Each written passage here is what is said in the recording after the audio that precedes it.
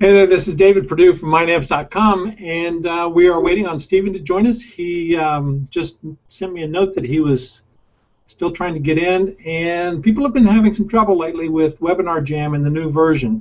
So Stephen is doing it. He had some tests earlier, and we got him in just fine. So just hang on tight, and he'll be right here, I hope. And we will talk to all of you for a few minutes about what Stephen brought to us at the workshop while he gets here. First off, I'm David Perdue. If you don't know me, I am David Perdue from mynamps.com. This is the first of our weekly live trainings that we are bringing back. We went on hiatus for the summer, first time we've done that in 3 years. And we've been doing weekly live training events for a long time. They started out in the evening. We moved them to the afternoon on Wednesday. We've been doing them for a year on Wednesday, and it has become quite a staple for us. It's something that people really look forward to, and we hope you'll be coming back every week at 2:30 Central Time, 3:30 Eastern, 12:30 Pacific, which means, what's that, 1:30 in the Mountain Time. So London and Australia, I don't know what to tell you about that. I did all the math I can do just then, so that was it for me. The weekly live training is all about bringing people in to create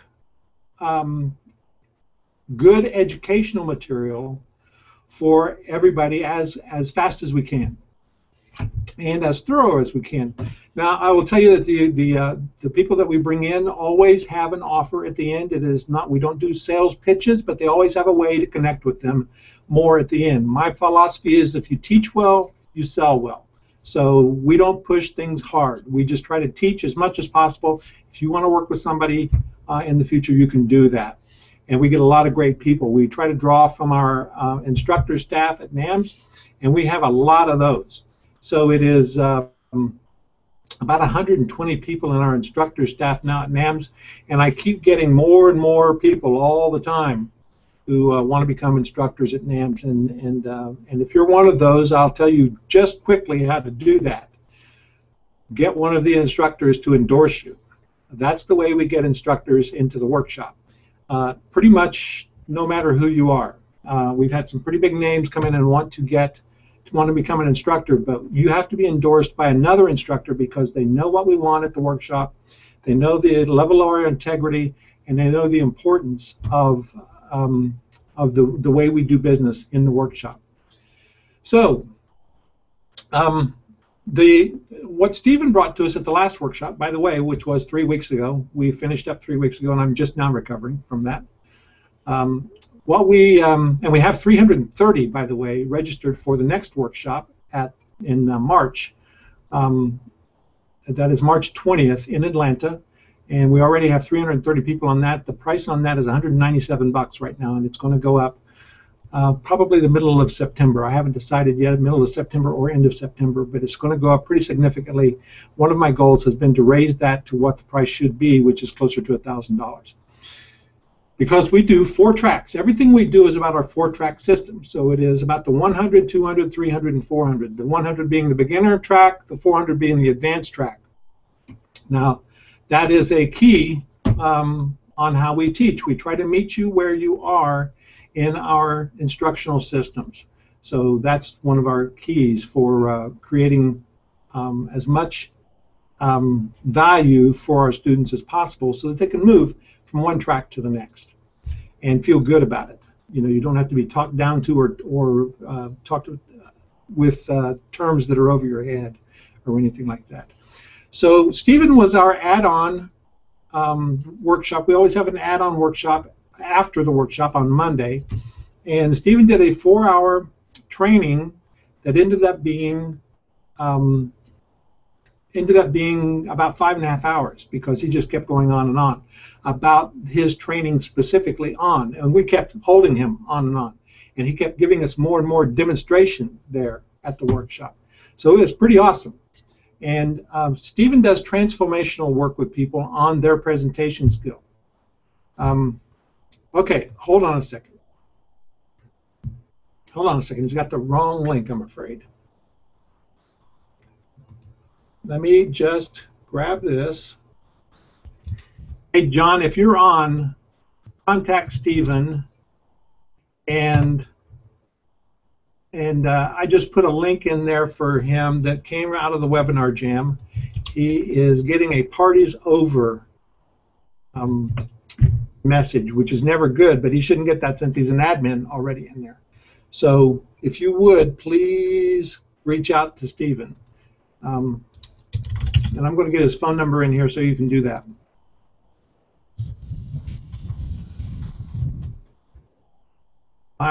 We switched from we switched from GoToWebinar to Webinar Jam in the spring. Loved it. Never had the issues with people getting in, and until the last week or so, we've had some issues with folks getting into the Webinar Jam.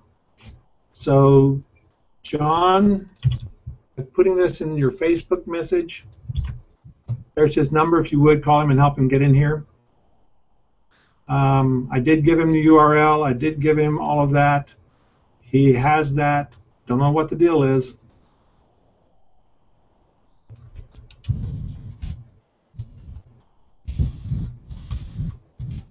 Sorry, folks, just 1 second.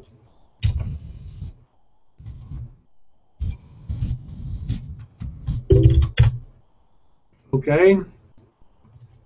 Did, John, that's the URL above in your Facebook message. That's the URL above.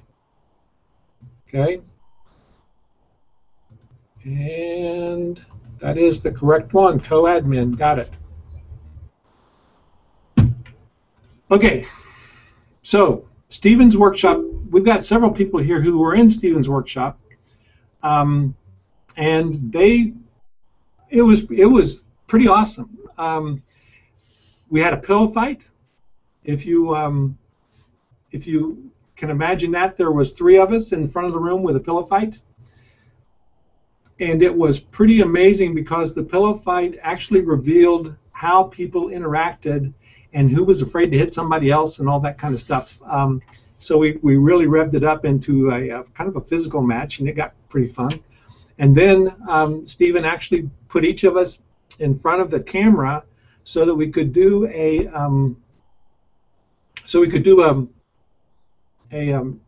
live review of how we talked and how we could improve.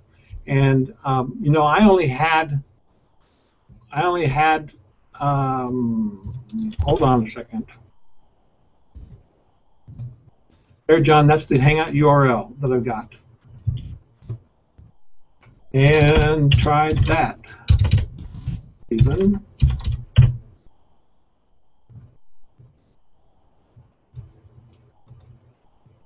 So,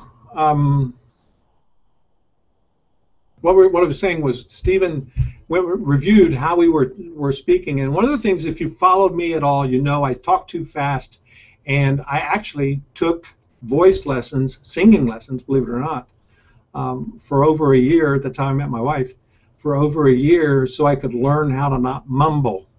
And believe it or not, this is major improvement for me, is in the not mumbling stage. I have a family gene that we are mumblers. So, you know, this is improvement for me, and I'm doing the best I can not to mumble any longer. So I'm trying very hard to improve my presence as well. In fact, I was so blown away by what Stephen's doing. I'm booking time with him in the fall for one-on-one because I really want to improve the way that I address people and the way that I present from a stage and also from webinar. He's going to help me a great deal with that. He does coaching like that. And I'll just tell you that he has done some amazing things with, let's see if I can find here his website, and I will tell you exactly who he's been working with.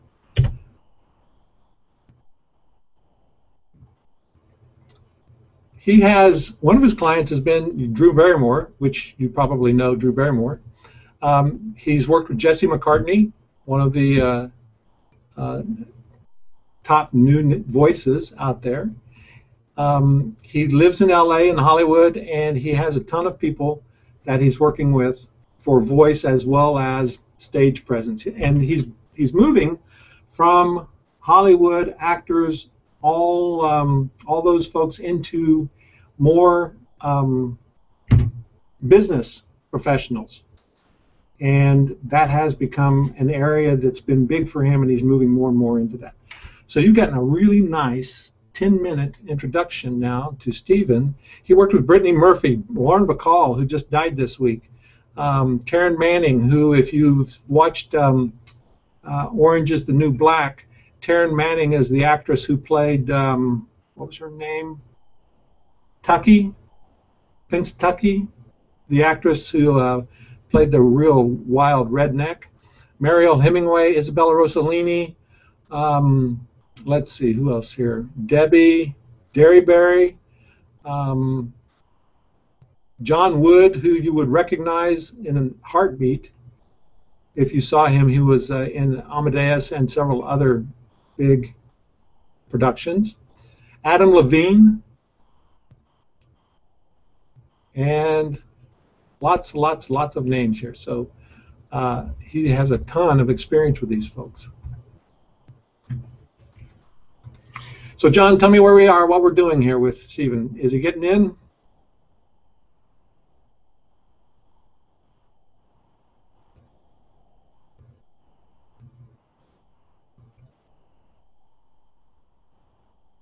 Yeah, I've been working. Thank you, Deborah. Deborah says she's noticed my speech has slowed down quite a bit since the workshop. I'm very conscious of it. When people point out, it's like, you know, I have this drooping right eye. I've always had a drooping right eye. And when I see it all the time on video now, that's all I see is that drooping right eye. But when people point out some of your imperfections in your speech and your presentation and your uncomfortableness, it's like putting a big old splash of red paint on it. So you can't hardly not see it anymore. And that's a pretty amazing thing. Let's see.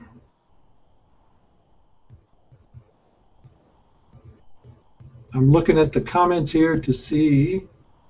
Oh yeah, Lawrence is here. Lawrence was part of that fellow fight. He loved it.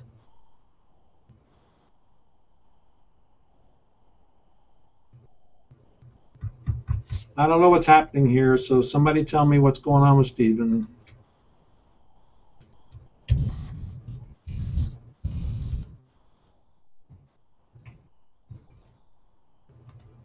And somebody says the screen is frozen. Are you guys seeing everything all right?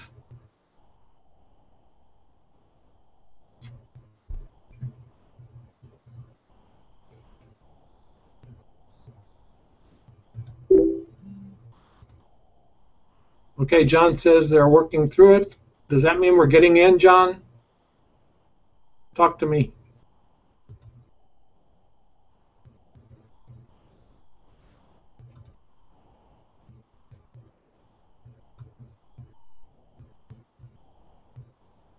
Sorry for this.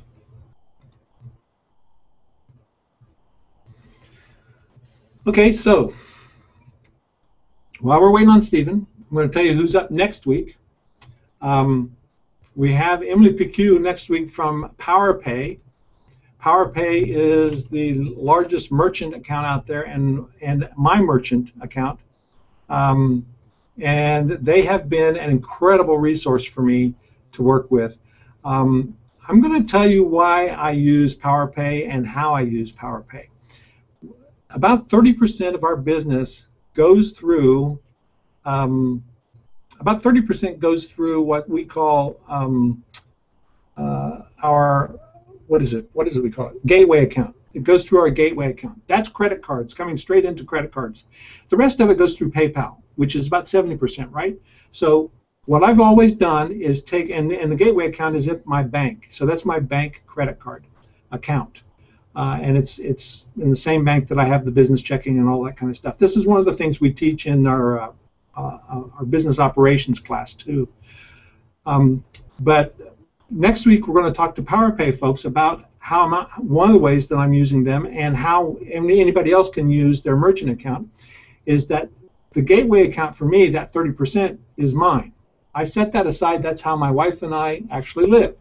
We build that 30%, and it keeps increasing as our business keeps increasing. The 70% is the PayPal, and I do everything else through PayPal. So I've got a PayPal debit card, PayPal credit, PayPal accounts, PayPal subscriptions, and everything goes through there. So that's what we're doing. And I do see somebody sending me a private message here. You can stop sending me private messages. You can't help me with this. So don't worry about it. That John is on this working with Stephen. So don't worry about private messages to me right now. Just is very distracting. So anyway, the thing about the PayPal and the merchant account is that both of those working together creates a really nice way for you to separate money out that you can use for yourself. Now, the merchant account, by the way, is really easy to set up. When we were hacked 2 years ago, can't believe it's that long, 2 years ago, that merchant account company got us back up and running that day, so for the weekend on an emergency basis, so that we could actually take money through the workshop. We got hacked during the workshop.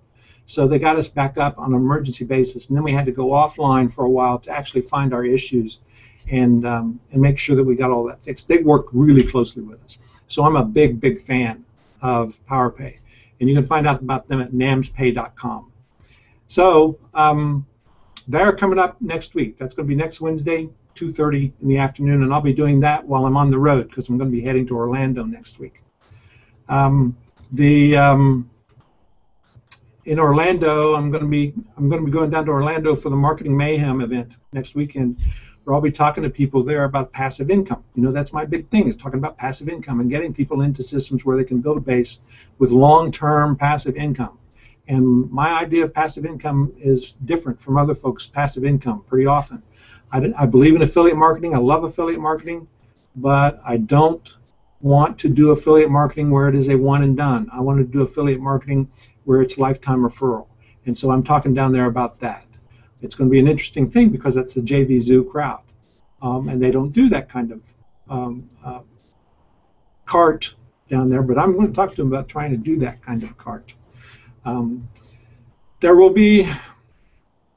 There are always replays of these events and of the weekly live trainings, but if we don't get Stephen in here soon, we won't have a replay of this one, I guarantee you. So John, tell me where we are and what's happening. This is really irritating to me. I'm sure it's irritating to you. And I know it's not Stephen's issue. It is Webinar Jam issue or Google Hangout or something. We tested this before going live. I use it for everything else. We tested this before going live for a long, long time. 3 months, basically. And we've been using Webinar Jam all the time and really like Webinar Jam as a management tool. Okay, Stephen keeps getting party is over. Let me see if I can invite him in here from here. So tell Stephen to answer his invite from this, okay? So I'm calling him right now to see if that works.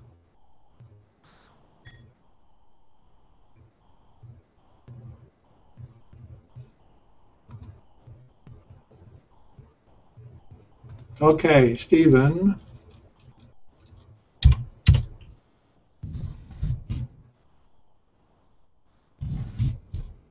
That did work. Okay, John just got parties over as well. I got you, Stephen. Can you hear me? Yeah, am I on with the public? I'm looking at you. He just did. He just did. So he's staring at me, and I believe I'm on there. You're live and on Okay. there. But I'm on my iPad now, so it'll be interesting. So let me see how I can get this set up. All over the place. Oh my goodness. Oh yeah, absolutely. All right, John. I think we got it, man. Thank you so much. Okay. So well, this there is you live have TV, it. buddy. Wow, that's so interesting. Holy moly! You know, you got to deal with these things, but it's 2 nights in a row for me. I was on another radio show last night, and we started a half an hour in. Wow. Yeah. So you're a little stressed about it. Well, you know, what I did there and what I'm going to do now is exactly what the work is about. So in a way, in a twisted sort of way, it's an amazing opportunity because when, you know, the poor guy was stressed like crazy, whose show it was as well. And I was keeping cool, and I said, you know what? At some point, about 10 minutes in, I went, I think what I'm going to do now is demonstrate what it is that I teach. And so I just said, you know, I'm not thrilled about how this is. I wish it was going better. I wish we didn't have these issues. And unfortunately, we do.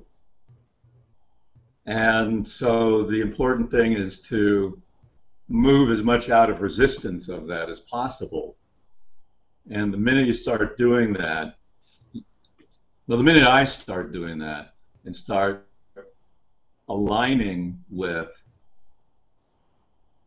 this is the reality, then tension begins to disappear. Mm-hmm. So it's that alignment with the truth of what's happening and the releasing. Let me see if I can, the light's pretty intense here. Actually, it was okay. It was okay? It was okay, but the sound was a little low, so. Yeah, and unfortunately on the iPad there's nothing I can do. I'm booting up my computer, so we'll be able to move from that in a minute. Can you hear me okay, though? You're fine, but we're looking at your chest. But what? But we're looking at your chest. That's good. Right there. No. Don't do that. Okay. Family show. That used to be a lovely sight, you know. But it's when we're talking about presence. So that's just hysterical.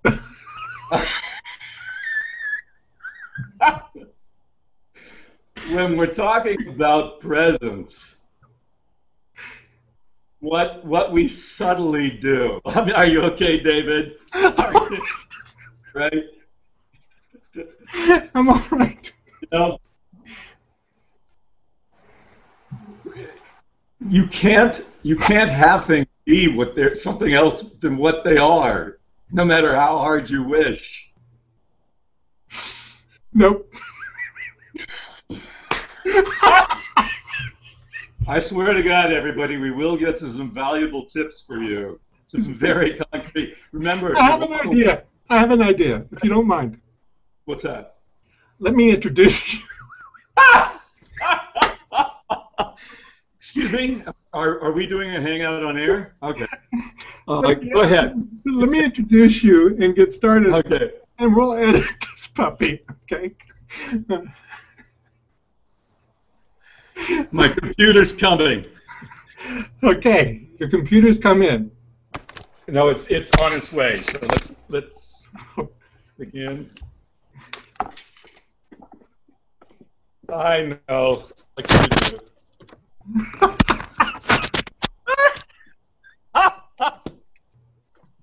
We are not prepared for insanity.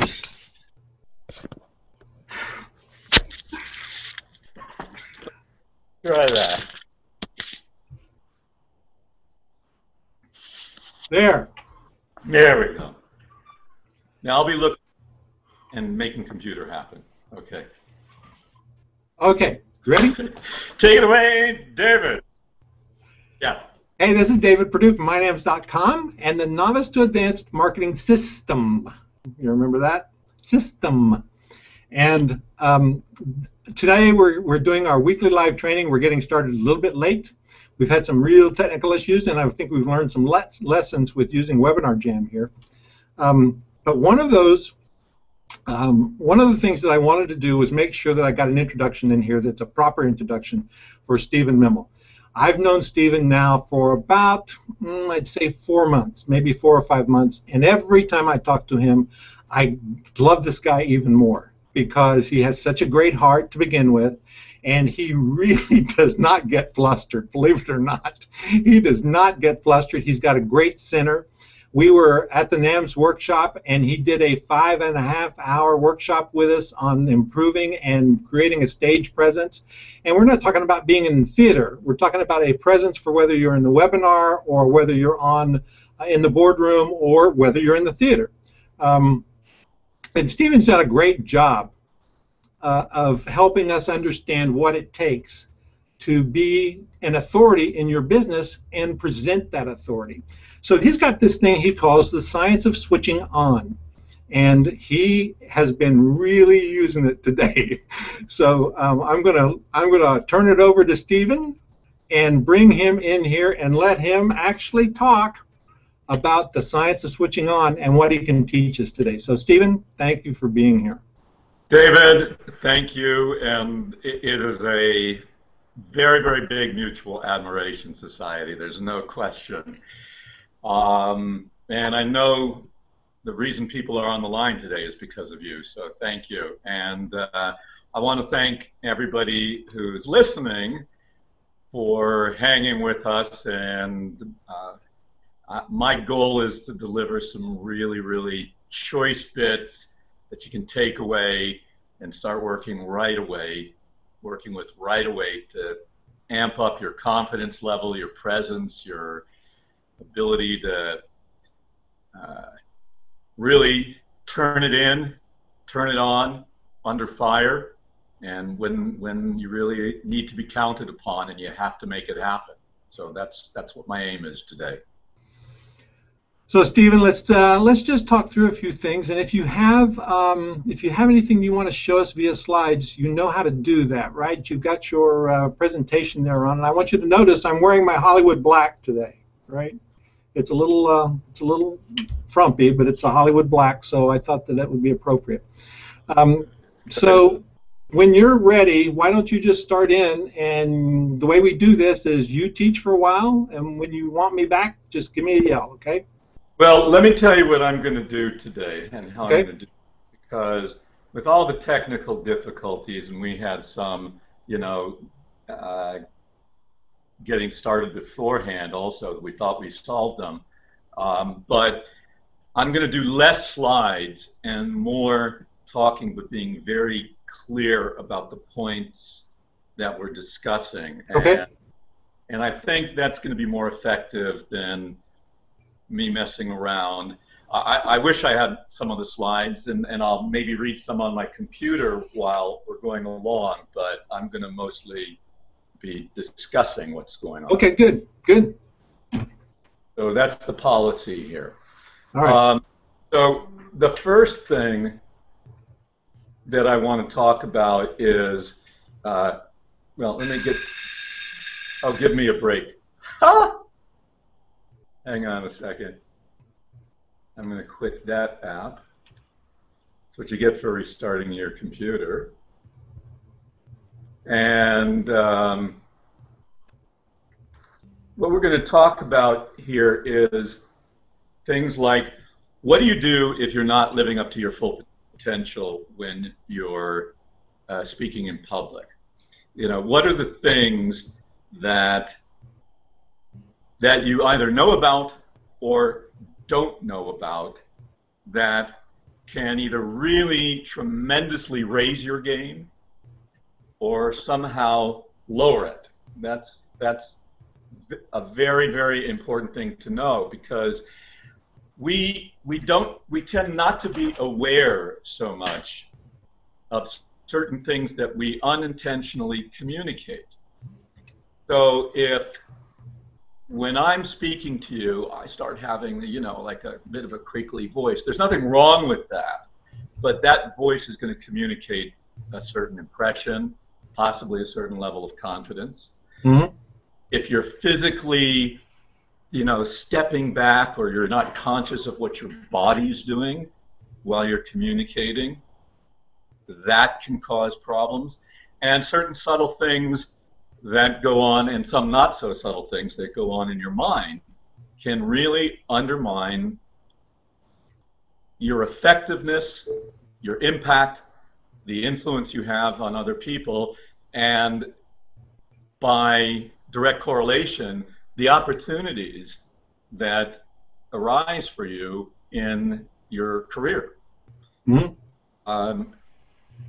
I know that I get as many opportunities because of what I've trained myself inside to do, as well as the outer skills of voice, body, communication techniques, listening, all these elements. I know that those are important, but those not being filled with a certain level of presence, those not being filled with a certain level of connection, a certain level of fluidity and comfort, you're going to have diminished results. And I'm sure you can relate to that. I mean, is there something that you can? Are you kidding? When I started the NAMS workshop and system and all of that, I go through this every time I try to take on a new challenge. There's always that quivering inside about whether I can do it or not, right? And right. I like to tell people I've never had a job that I was able to do. I mean, the truth is, I've never taken a job that I knew how to do. I've always taken jobs I didn't know how to do. And you have to learn how to do them, right? That's the deal. So you get over it, but you're scared at first. Right, right. And you need to know that you're not alone. One of the things that people do is they stop themselves because they feel they have to wait at some level for the fear to end for them to be able to take the action. I really need to get over my fear. And I would say, no, you don't. And it's not that kind of push through and, fake it till you make it. I have quite a problem with fake it till you make it, and we'll discuss that a little bit later. That's lying to yourself. I believe in making choices, and I'll be very specific about that later. But I was able to spend some time with the guy who engineered the Beatles. Mm-hmm. I think White Album and a few other small successes like that. And that's like the White Album, right? and he talks about George, Paul, John, and Ringo like, the boys, which I understand because I'm working with a very successful group that's going on right now, and that's what I tend to call them, is the boys. And Mia, my wife, slapped my hand about that. She said, stop that. But anyway, when he was asked to engineer the album, or produce, rather than just engineer it, he said he felt completely over his head. Right. He felt terrified, and get this, he was within inches of turning it down. Yep. I think he could do it. Now what that resulted in was him figuring out how to do it, just like, I'm in the process right here, figuring out how to do things. And he, by virtue of that, discovered stuff that people who knew what they were talking about had never even thought of. So, there's a great quote by Nietzsche, which is, one must still have chaos in one's life to give birth to a dancing star. Mm. And there's a million different versions of that in creative literature. And it's really true. You have to be able to release to the chaos and, to the best of your ability, not have a problem with it. And that's one of the key points. David, please say something. Oh, I was just going to say that the chaos piece of that, we all, we try so hard to control our lives and make our lives so much simpler. And I really do. My wife and I, we have a sign over our back door that says simplicity. That's so important to us. But it's the chaos that gives us the room sometimes to discover what we wouldn't have tried before, you know? And here's an example. I built my own house. It's a log house. Impressive. I'd always wanted to do that. I'd never built a house before in my life, and this was a log house. I dug a hole in the ground on the side of a hill that is it's like a 40-degree grade hill, and I dug a hole in the hill and stood at the base of that hill when we put the footing in, and I stood there and looked around and said, "Oh my God, what have I done?" Because I didn't know what was next. And if I hadn't done that, if I had been afraid, well, I was afraid, if I had turned it down or hired somebody else or gotten scared and run away, I would never have had the best experience of my life of taking a year off and building that house. That was just the most fun I've ever had. Right, right, absolutely. And there's a great quote by the famous race driver Mario Andretti where he says, if you feel like everything's under control, you're not going nearly fast enough. I like that. I like that. Right? You're not going nearly fast enough. So, and this leads into one of the core principles about freedom and presence and power and influence.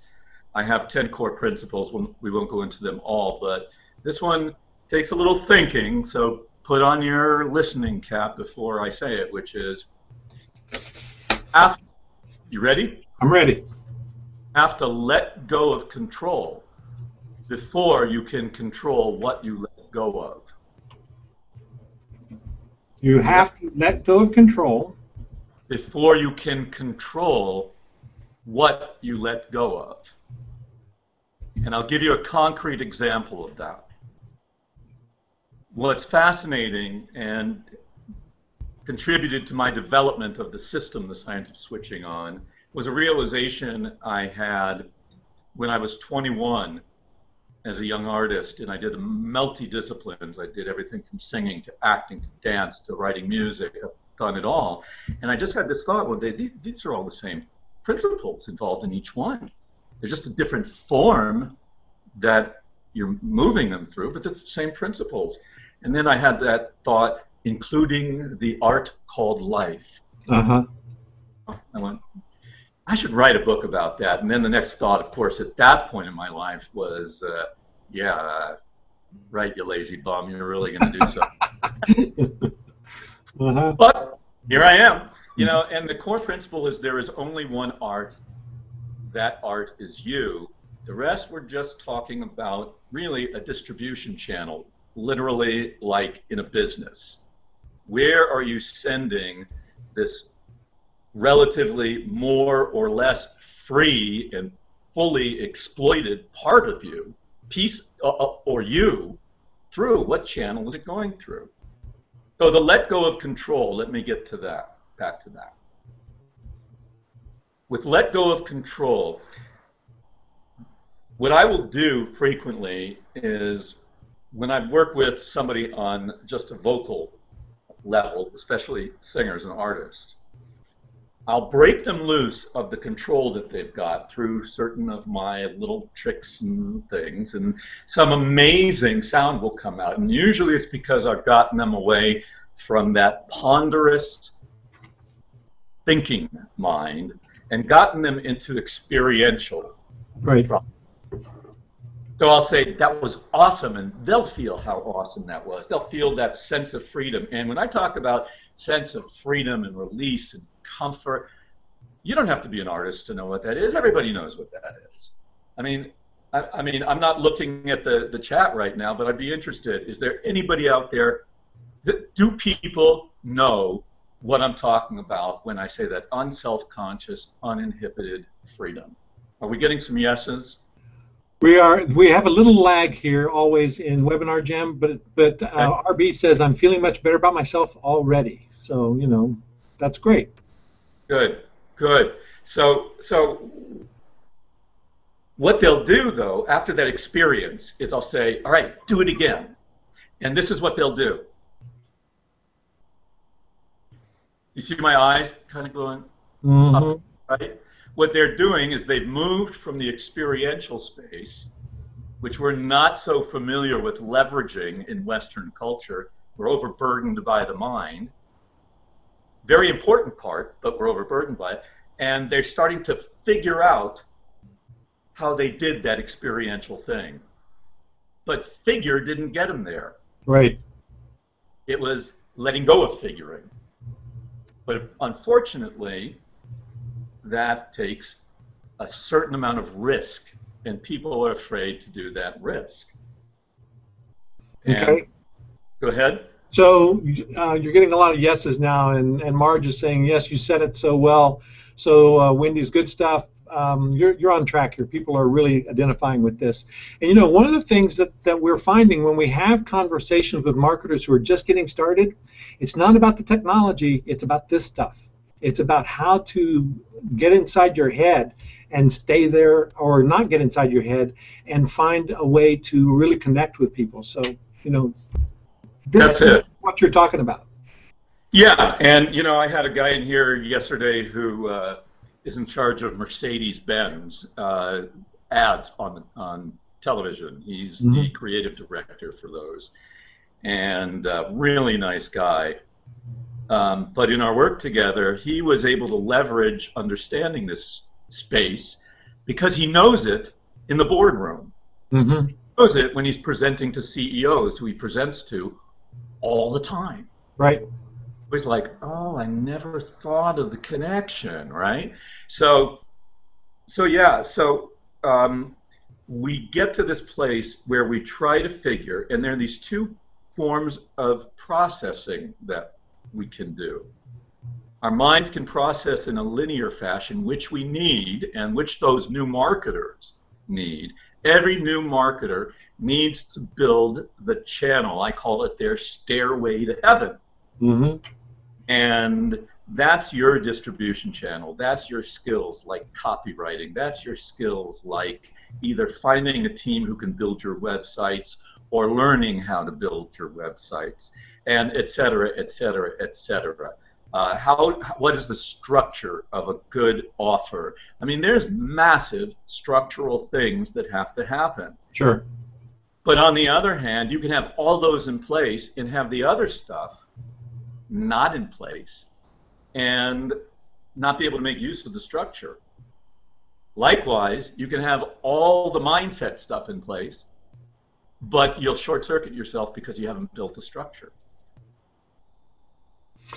Yeah, so, that makes complete sense. And when you were talking about the distribution channel, I'm kind of fascinated by that concept that we are our own art and everything else is distribution channel. So what are you distributing when you go through the distribution channel?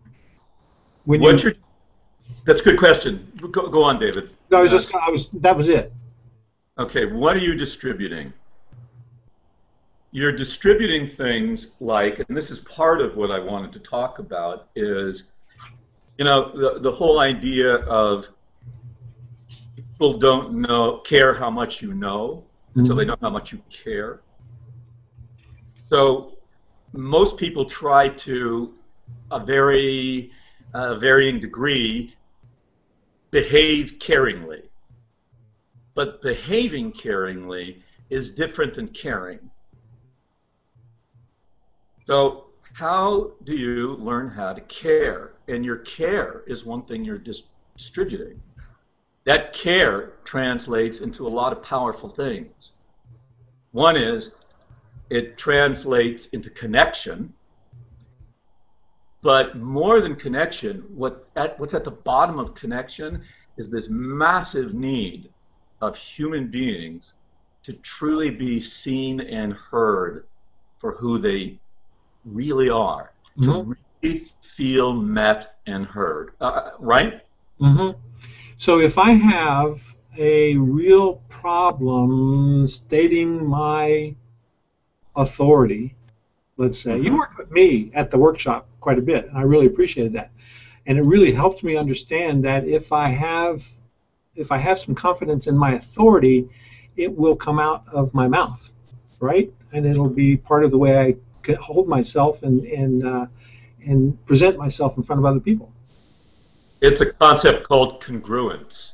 Okay. And feel congruence, which is what's going on inside, manifests physically, and comes out in your and clarifies in your thoughts and comes out of your mouth as your words. And all of that feeling and communication is congruent. It's in alignment.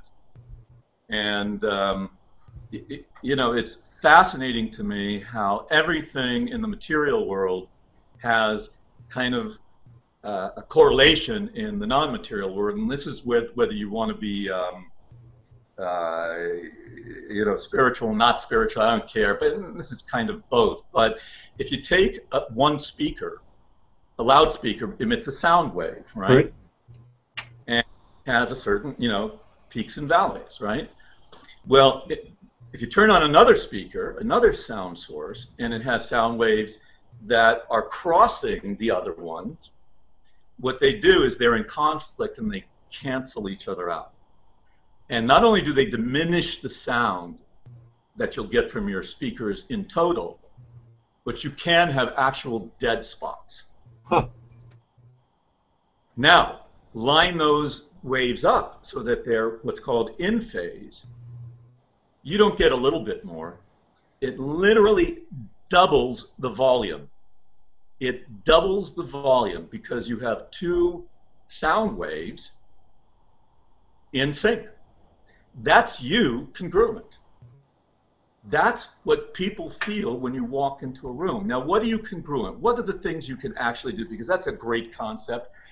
But what can you actually do, right?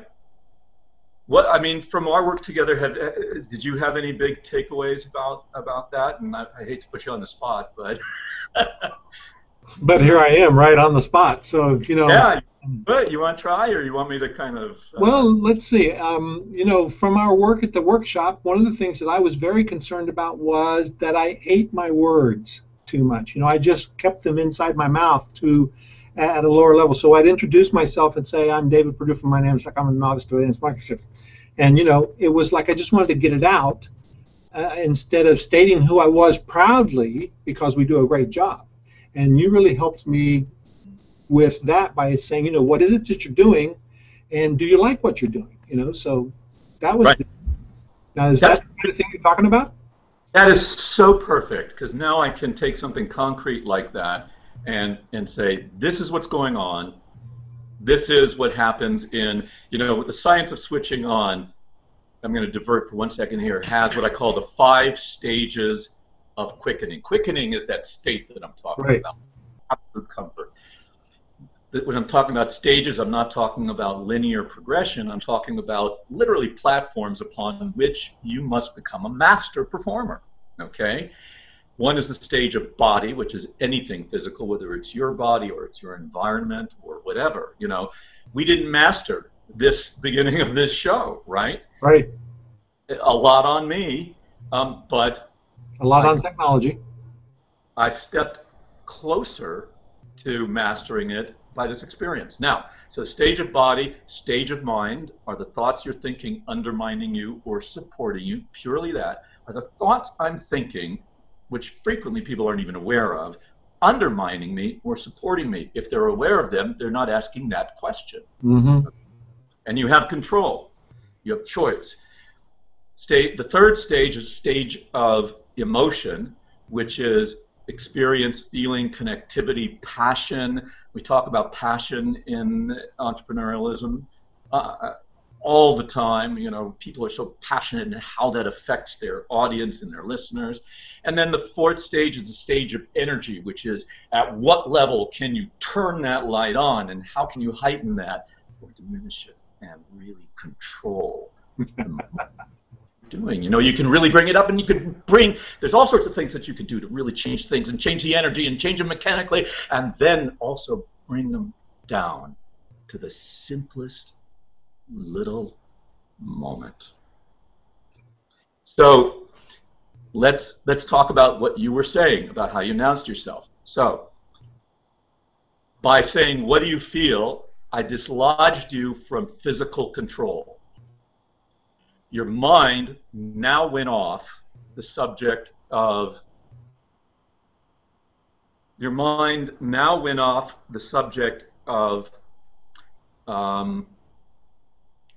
my voice is being swallowed.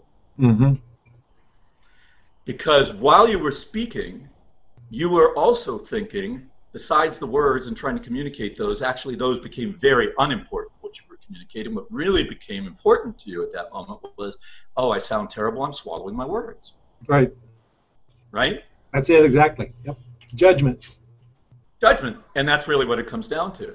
So that judgment creates a conflict inside that distracts you from being present, and being present here and now in what you're doing is presence. That's why they call it stage presence, present. Right. Okay, it distracted you from that, but also it diminished your energy because you were negatively attacking yourself while you were doing it. So when we're under attack, what do?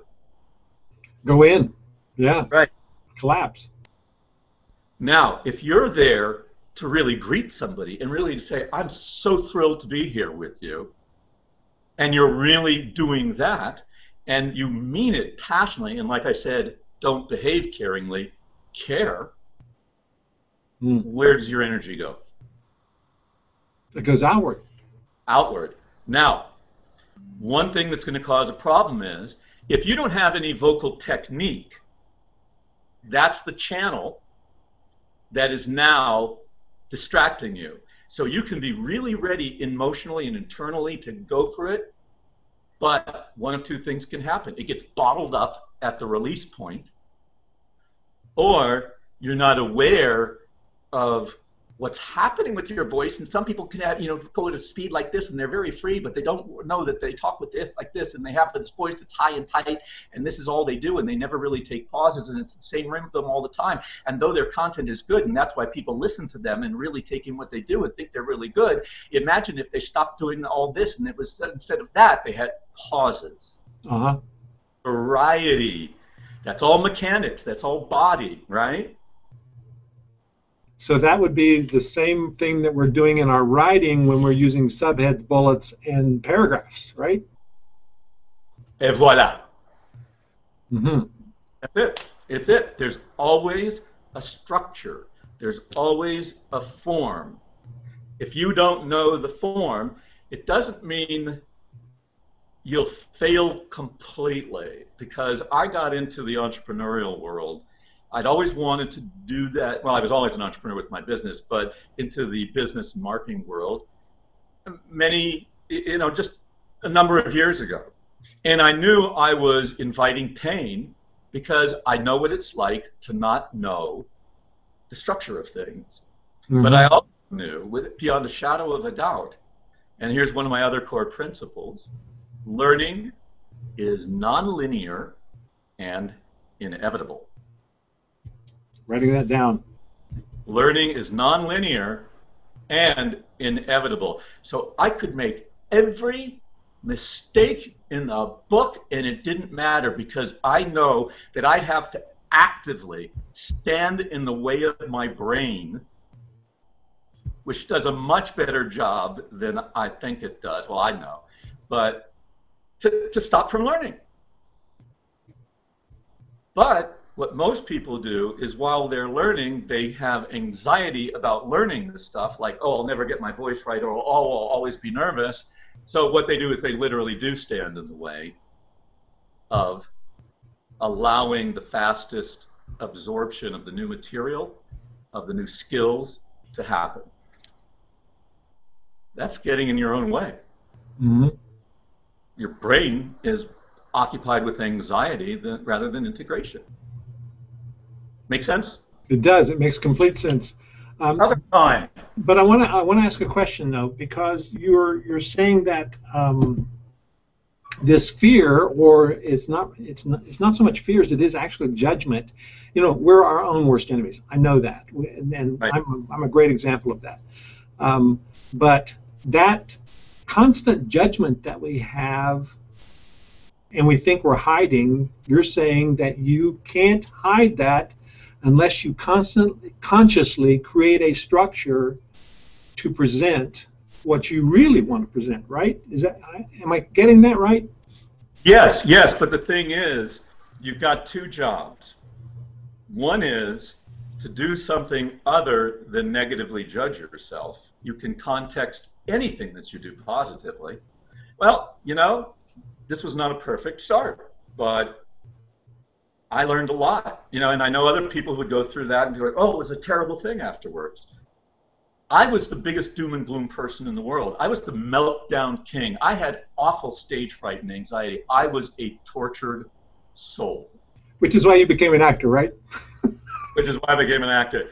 But I actually think it was. I was trying to improve, I don't think, I know, I was trying to improve my value and add to it by performing well. And that's what all of us do to some degree. Our value is tied to our performance. But in any event, I lost a little bit of train of thought. Oh, the judgment. You got two things. One is the judgment.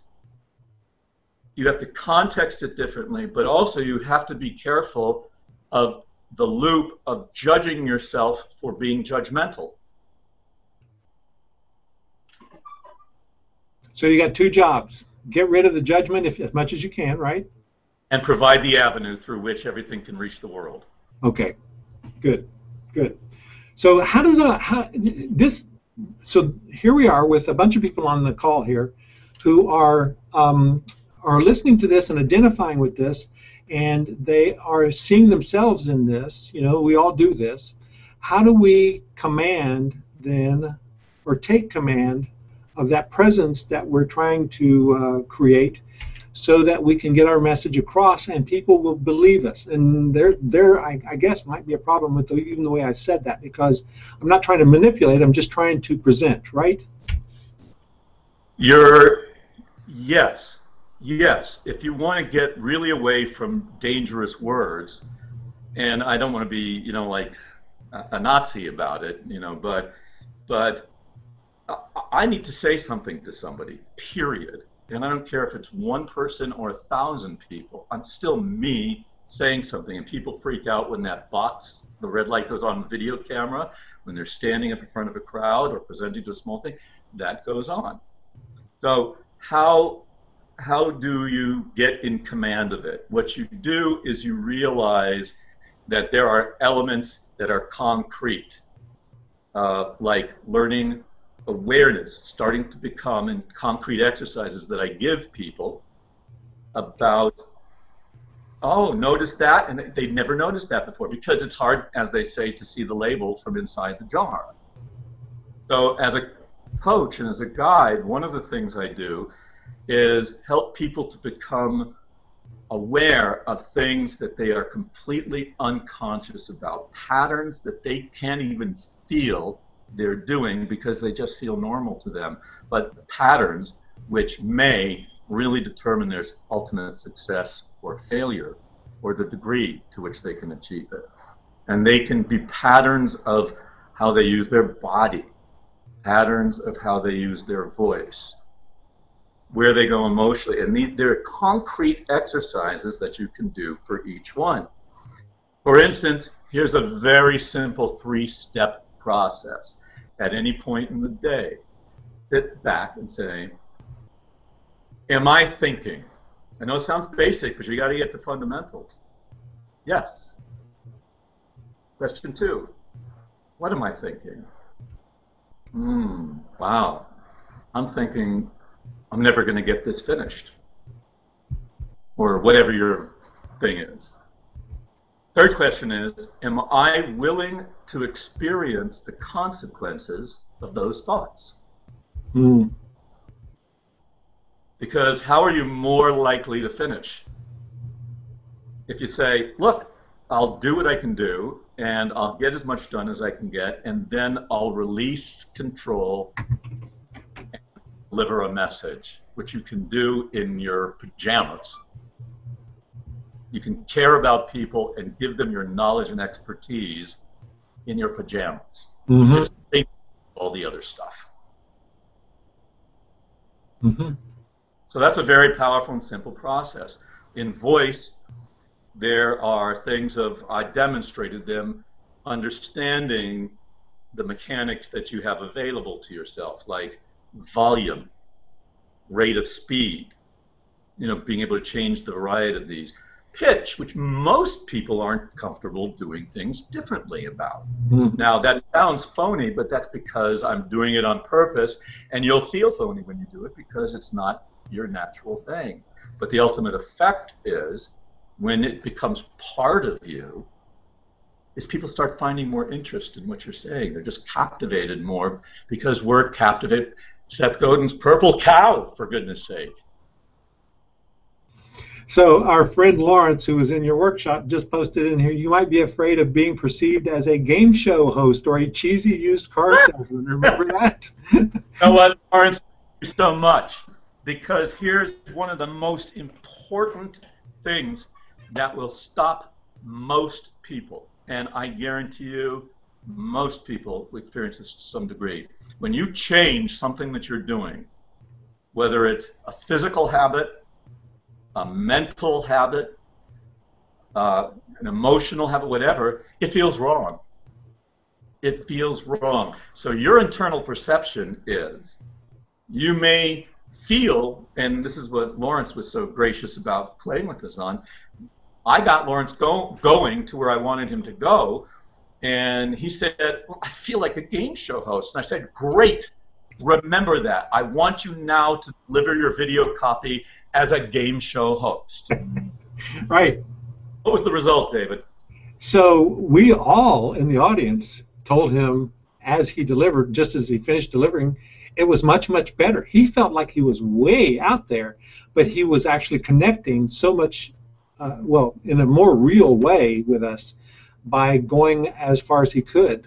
And one of the things about going as far as you can is you never stay out there, right? It's just the limit, and you come back, so you're learning a new way of doing things, and then you come back to a comfortable place. Right, it integrates, and it's a perfect way. And that happens without fail for almost every person I work with. Their internal perception of what they're coming across as is different than what people receive. And it goes both directions. Most people, I've said, I have to work to get more out of, but I'm working with a very successful person right now. I don't know if you know Kim Castle. She and Vito Montone created Brand You was their product, and now they've moved on. They have a very successful YouTube channel. She just signed with, I think I can say this, Maker Studios, which is the big YouTube. So they're doing some lifestyles. She's really going. You can go to Kim TV or Naked Kim and see her stuff. But she says, from our work, my God, I feel like I'm flat. Because her thing was being above her center. And that's why I call it calibration. Her stuff was being above the center. And so it came off as less authentic. But when she feels like she's being flat, other people is experiencing it as, my God, I feel so connected to her. I understand that. You can't see that on your own. So Stan, who was also in the workshop at NAMM, said, I also hear you saying to use the fear and the judgment when appropriate so it's integrated. And that integration piece is a lot of what you're talking about. Yep, absolutely. Now, I'd love to take some questions from people if anybody has some. I mean, David, how do you feel about that? Sure, we can do that. We'll tell people to put their questions in there if they have them. But I wanted to come back to more concrete tips and techniques for a few minutes, if you can. Yeah. Because you are the master of this concept of switching on. And you've done that today. If people could just go back to the beginning, like 5 minutes before the beginning, and before we actually say that, I want to say something about before we came in about awareness. And before you got on, I said one of the things that you did for me was you pointed out the areas of my presentation that was that. The speech that I had, the mannerisms that I had, those kind of things, which once they were pointed out, good or bad, it was like throwing red paint on them, right? So I see them now every time I do something. I've made several videos since I came back, and when I stand in front of the video camera, I'm consciously thinking I'm doing that again, or I'm not doing that again, or don't do that, or whatever it is. So just being aware has really helped me with that. So you were talking also about the tips and the techniques that we talked about a little bit earlier. So get into that a little bit. Okay, let's talk about one that most people don't do, which is they don't breathe. I'm not saying they don't breathe correctly. They don't breathe. Right. Right? Now, an audience doesn't know you're not breathing, but they do respond to not breathing, because there's a certain something when people don't breathe. And there's a certain different thing that you feel when somebody has that. The audience goes, I'm safe. That person's relaxed. I can feel comfortable. So literally the difference between being able to be conscious and making really deep breath a part of what you do, not an interruption. Like I say to singers, the breath is not what you do in between the moments. It's part of the music. Right. So what people get caught up in every field, whether it's speaking or presenting or singing, is they either don't breathe, so these little late breaths, or and up too much on one line and they just go like that, and so because they don't think they can stop because they're not comfortable with a pause or breaking it in an unusual pace. The other thing they do is they've worked on their breathing and they try to do it right. Yeah. So what I have is a solution I call the Superman breath. I did it with the young guy yesterday, as a matter of fact. I said, are you trying to do correct breathing? He said, well, yeah, I wanted to make sure. I said, forget it. I said, so here it is. Superman is on the dock. The tugboat is out in the mist. It's pastoral. It's beautiful. Oh, lovely. And then all of a sudden, the oil tanker comes out of the mist on a collision course towards Superman. He's got to blow the tanker out of the way because he can't fly out there, and he... Okay, that's a Superman breath. It's called just suck down a big pile of air. Okay, try it right now. If you're out there, try it again. Just do that. Blow all your air out. So you have somewhere to go, and just go. And do it as long. Okay, is that more air, David, than you normally take? Yeah, that was actually not enough. Yeah. I kind of wimped out on it. Do it again then. Good. All right. Now, I want you to do this, and this is a mind-bending exercise, but you're going to do this. You're going to go, hello, and then you're going to do this. Okay. I'm like your guinea pig, Mine right? Is you see that? Hello. Good. Breath. My name is David Perdue. MyNames.com. Novice Advanced Marketing System. Okay. My name. I mean, I have people do it between every word if they really. But my name is David Perdue is enough, right? Got it. And you also want to make sure you don't go up in pitch. Hello. My name is David Perdue. Now, I know that sounds phony. Do it phony for a second. Let people hear it. This is it. Hello. My name is David Perdue. Good. All right.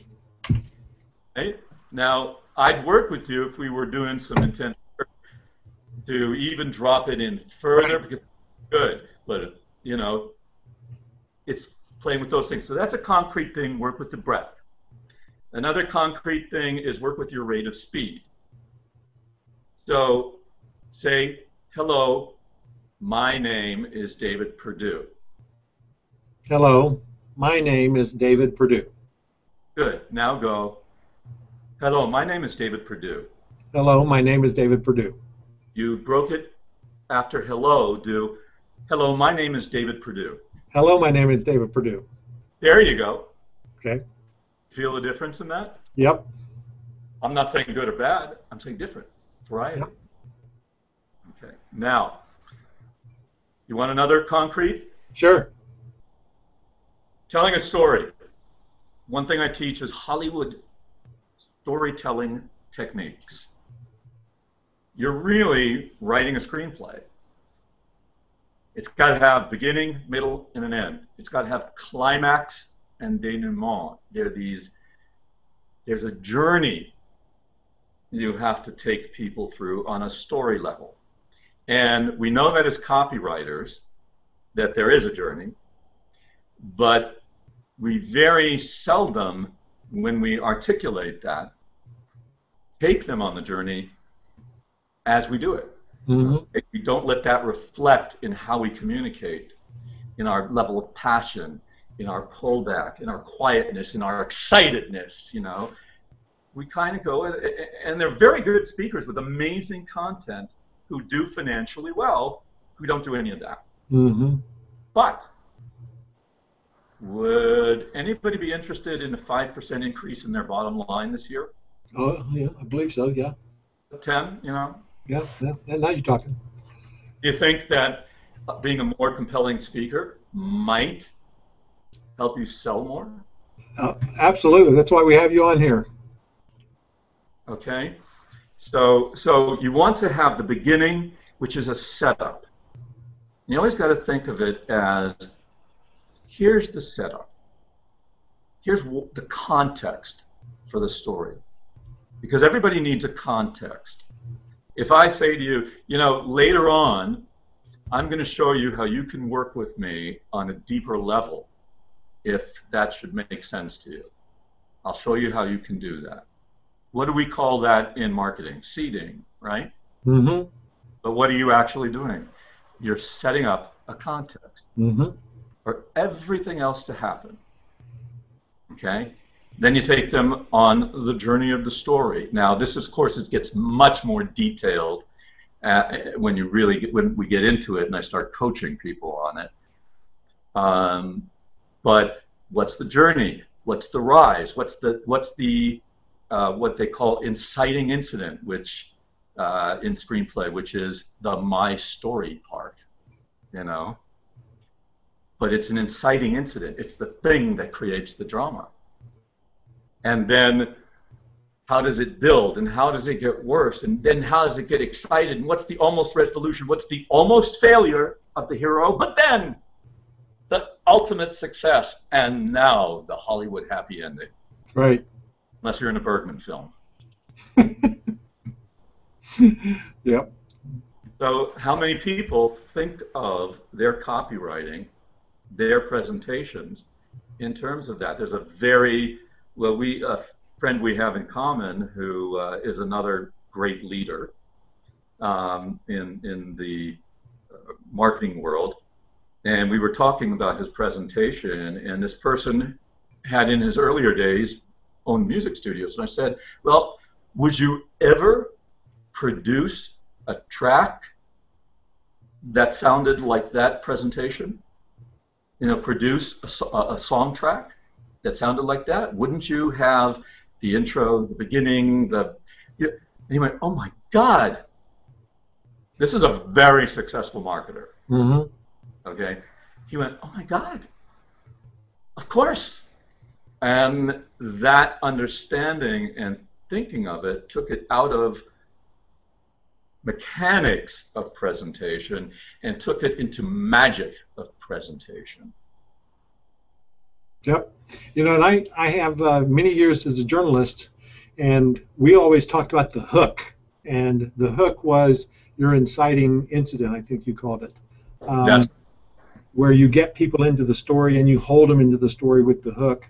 And then you build around that, and that's kind of what you're talking about. So one of the things I wanted to talk about here and bring back to was the switching on concept. We haven't really talked about that very much, and we have a lot of questions. So after this, I think we will go to questions. But you talked about the science of switching on, and I was fascinated by this at the workshop that you gave for us. And in fact, this afternoon, I watched you do it, because as we came into this, this is going to be edited, so people who see this later are not going to see the fumbling we did in the beginning. But we did 30 minutes of trying to get this thing started, and it was a real mess in the beginning. It was just hilarious, but it was a mess. And when you came in then and sat down, it was like, whew, okay.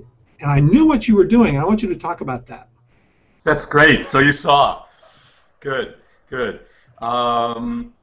First of all, let me say the state I'm in right now is I'm conscious of making sure we're moving in the right directions. I'm conscious of a lot of things, but I'm 99% in funland. I love this. I'm having such a good time, and I care about the people that I get to communicate this to, which is one of the secrets. And in switching on, that's a major secret. I'll give you my ritual before I walk on anywhere or get into any webinar or any meeting. Two things. One, I focus on what am I there to communicate.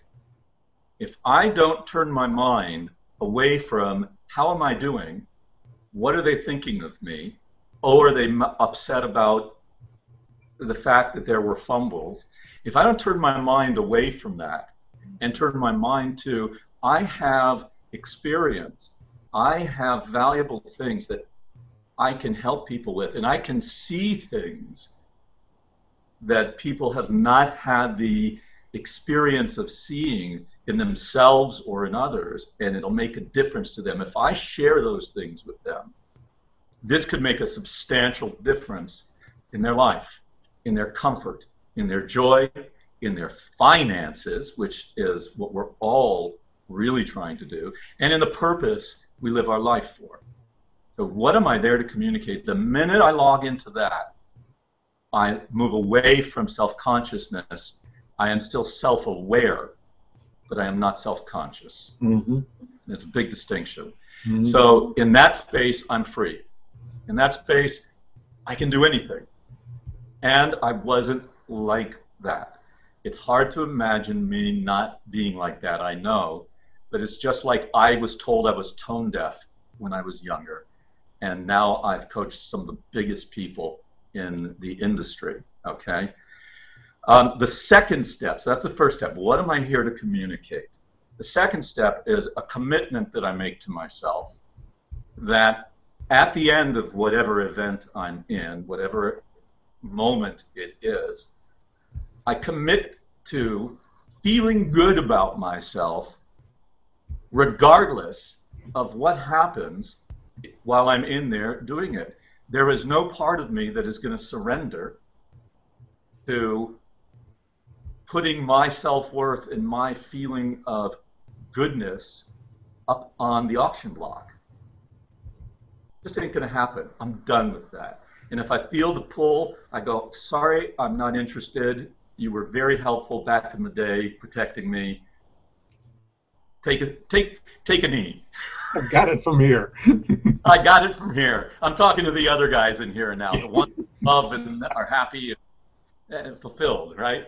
So those two commitments allow me to release to a place besides many other things. And I'll give you one other really good one after this, really concrete. Those are things that allow me to release. And when I'm done, I ask myself, because I want this to be patterned into my brain, did I, to the best of my ability, communicate what I was there to communicate? And the answer is mostly yes. Not was I good. Did I do my best that I could possibly do at the moment? And like Maya Angelou said, if you could have done better, you would have. I believe that, okay? And yes, you may have adjustments to make, but it's not you. It's stuff you got to do, right? And then the other thing is, I just say, okay, if I did that, done deal. I'm now going to enjoy this beautiful moment of life that I have, because I know how to be present now, presence, and not be living in the future or the past, of how doing a lesser job is going to negatively affect my future, or how doing a lesser job might have impacted and ruined relationships and all that kind of stuff I used to torture myself with. Right. Okay. The other technique I'm going to give you is what I call the quirky move. The quirky move? Quirky move. Okay. All right. Not going to be easy for people, but I suggest you try it, even sneaking it when you're presenting or speaking somewhere, or even in a conversation with an individual who you feel a little uncomfortable with. Like, it could even be you're on a date and you'd like not to feel as awkward as you feel. All right. So the reason you feel awkward is because you're trying to do it right. And that makes you constantly monitoring and like, I know he knows what I'm talking about, that sense of stiffness and awkwardness. It's unique to me, but it's because you're trying to do it right. So what I do is, when I become aware that I'm caught in that, I intentionally, and a lot of the work I do is around intentional action, behavior, thinking, feeling. I intentionally do something odd. That was a little quirky move, okay? And by doing something like that, I get a signal to my body that there is no right, and a signal to my brain. And when we go into detail with people, I go into a lot in understanding how we're wired, in more detail than they've usually heard about, but not in ponderous, but so that they can go, oh, it's not my fault. It's my responsibility, but it isn't my fault that I feel these ways. So that signals my brain, I'm in no danger because I can do something silly. Okay. I am taking notes like you wouldn't believe here. I love this. This has been good stuff. Is this valuable for you, David? It has been great. Yeah, it has been great. People have said here over and over, this is great stuff in here in the chat box. So, I'm going to, we got a bunch of questions here. And let's see. I want to make sure that I get down to where they kind of start. So let me just get... Ron says one of the things that he has seen is he needs to work harder on me than on my product from this. This has been a good indicator for him. So, talk about that for a second. And then Donald is asking any specific tips for video. So, is in your opinion, is it something that you need to work harder on you than you do your product to be successful? Unquestionably, because most people have wired the product thing more than they've wired the me thing. And it's not that you're not effective in the world. My God, I work with the highest people in the business. They're very effective, but there are things they haven't considered. So yes, if you have reasonable skills at you're building a product, now you need to work on the other side, because what that's going to do is that's going to release a lot of the energy wasted in all this inner turmoil. When that energy is no longer being used for that, it's up for grabs. And automatically, you'll start creating better products. You'll start seeing more possibility. You'll start not having a problem where you used to have a problem. It releases you to your greatest capability to access your skills, talents, your concrete ones. So, yes, it's a massive area. Ultimately, you've got to have the outer game and the inner game, but most people spend much more time on the outer game, and that they spend on the inner game, unfortunately, is filled with a lot of, platitudes. People are doing great things out there, but a lot of things that have lost their meaning to us. You got to have your why. Yes. What does that really mean?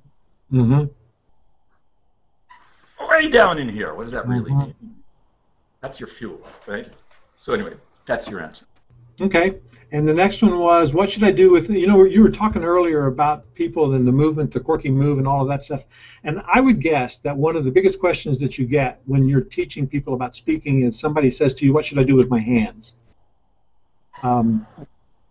Right. And I have a feeling that this question will lead itself to there as well. Are you still here, Stephen?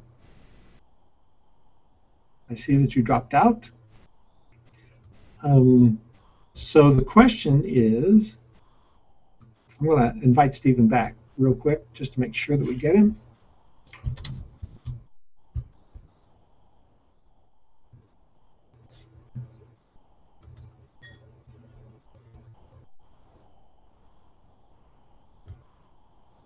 So the question that's coming up is from, here he comes. The question that's coming up is from Stan, and he says, what else should I do with my body, presence, style besides smile when talking about glad things? So, look, you have changed on me. That's me calling you. I'm here. So just hang that up. Can you see me? Yeah, I can. We're good.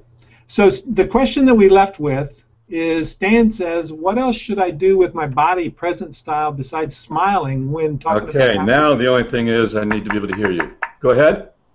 Can you hear me? I can, yay. Okay, good. Okay. So Stan says, what else should I do with my body, present, style besides smiling when talking about glad things?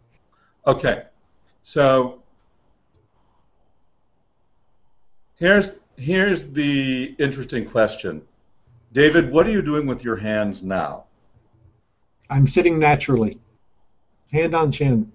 Right, because you haven't decided that being in that room, even though it may have, is a different thing than being you in the rest of the world. Mm-hmm. The problem is we decide that it's something different when we get up on the stage. So now, the problem is, are you still there? Can you hear me? Yep, gotcha. Good, you were still, and I was worried with all the technical stuff. Okay, so the problem is you need to start being aware of how you move when you're not feeling self-conscious. It's like what I call walking around in the world keeping one eye open. Uh-huh. You know? So here I am talking to my friend, and oh my God, I'm talking to my friend who I'm really comfortable with. What the heck am I doing? Because most people, right?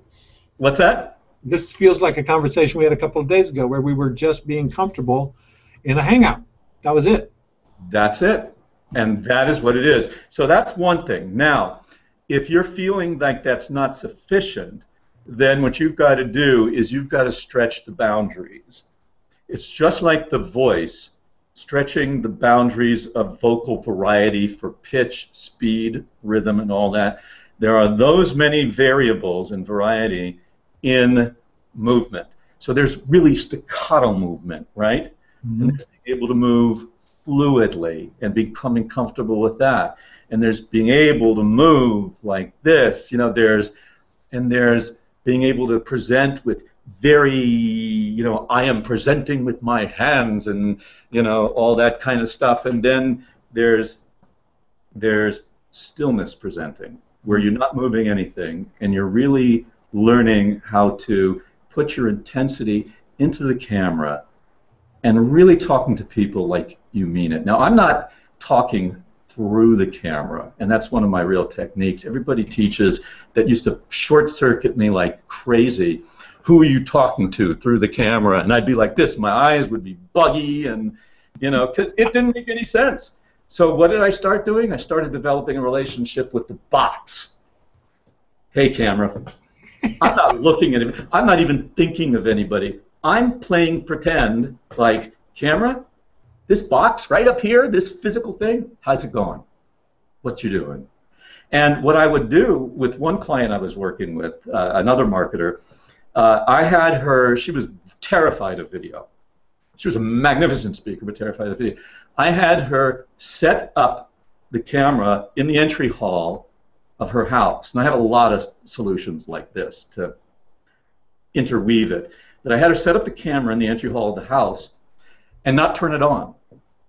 That she'd just walk by it a lot and say, "Hey, camera, how's it doing?" And look at it from different angles. Ah, that's a box of plastic, and there's probably some stuff in there that makes it work, but it's just a box. And what most people do is they make it like the transporters in Star Trek. Mm-hmm. "Oh, I've gone to the land of video." Am I right? Mm-hmm. Absolutely.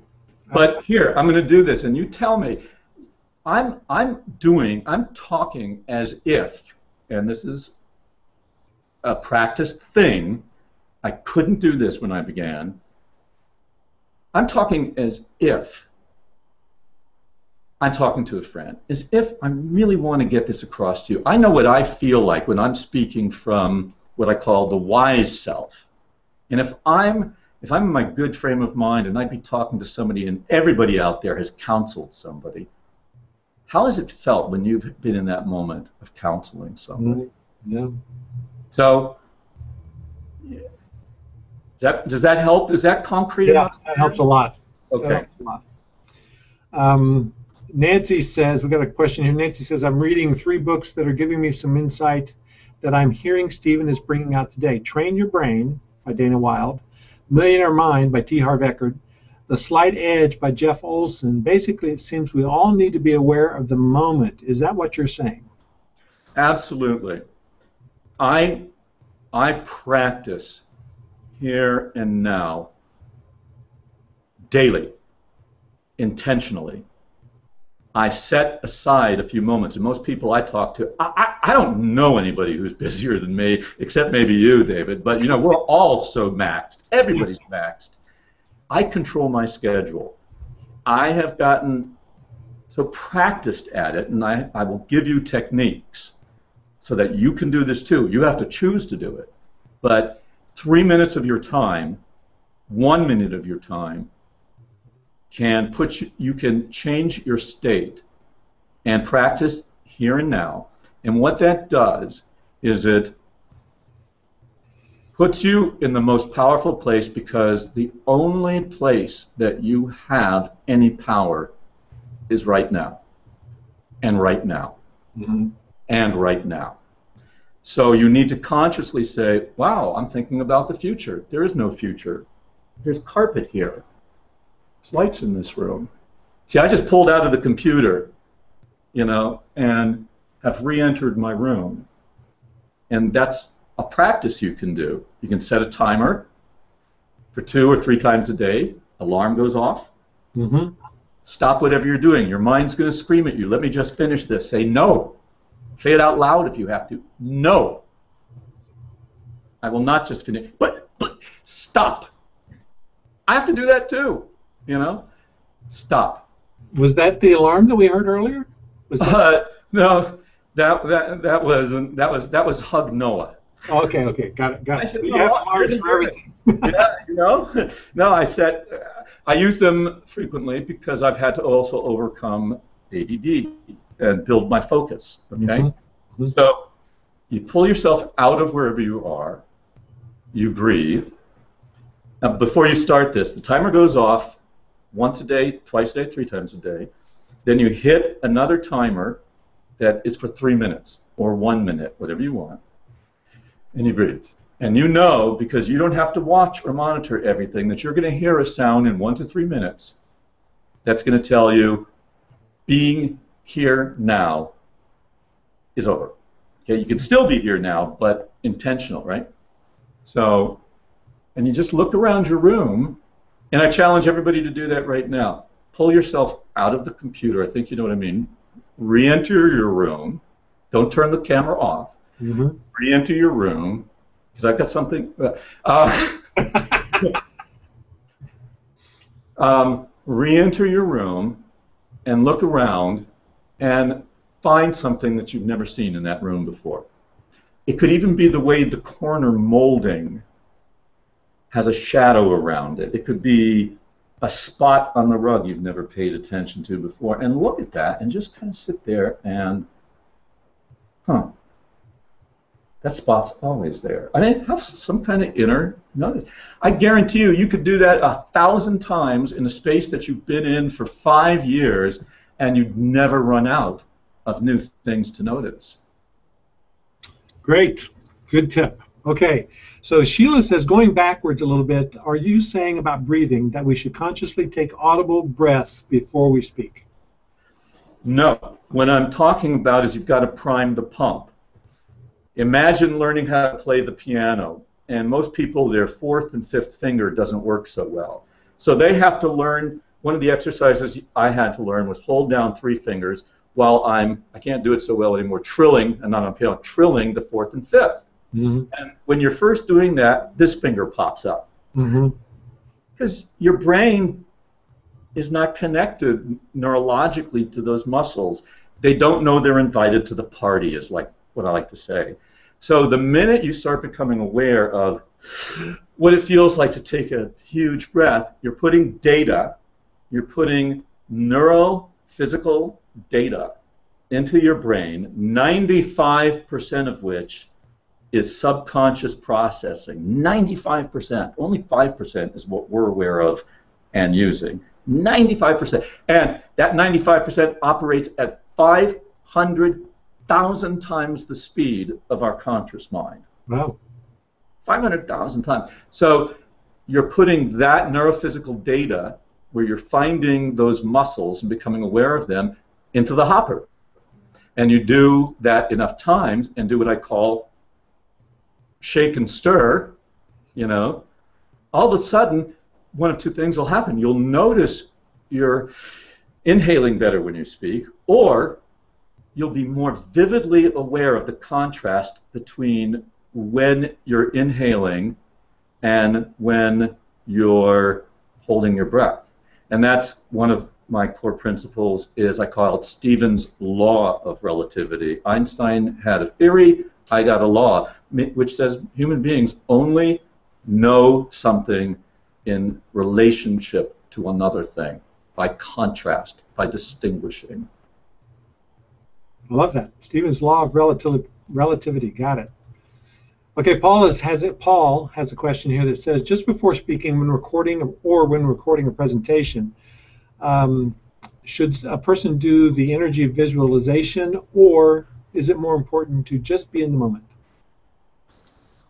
Can you be more specific about energy visualization? Do you know? My guess is, from reading this, was that he was talking about at that time when you're getting ready to go on stage and you step back and you collect yourself and you do that. Okay.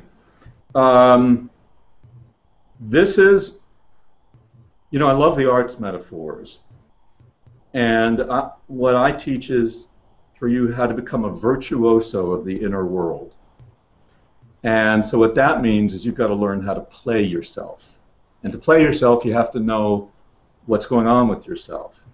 So anything you make a rule of becomes a new tension. Mm-hmm.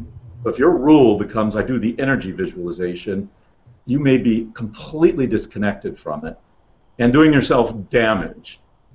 But if you can find your way to the inner energy visualization in a truthful fashion, it's powerful. If not, give up, toss in the towel and just go, forget it, I'm just talking, right? Because, well, let's leave it at that. It's really that. You must be connected to where you are at the moment and utilize what is real at that moment, which is why you need a tremendous amount of tools. And obviously, you see I have no shortage of tools that I can give you. Right. But you need a lot of tools because our little brains are very clever in ways that they're going to sneak around the latest thing we've figured out how to command things with and sneak attack us from behind. So best thing to do is have so many tools you can. It's like Bruce Lee, guy on this side, guy on that side. I can get them all, even without looking. Okay, good. It's a good image, isn't it? It is a good image, because all of those thoughts are coming at you from all different directions, right? And all right. know you're in the right place it feels good. That's your best thing. If I feel lousy, it probably needs an adjustment. If I feel good,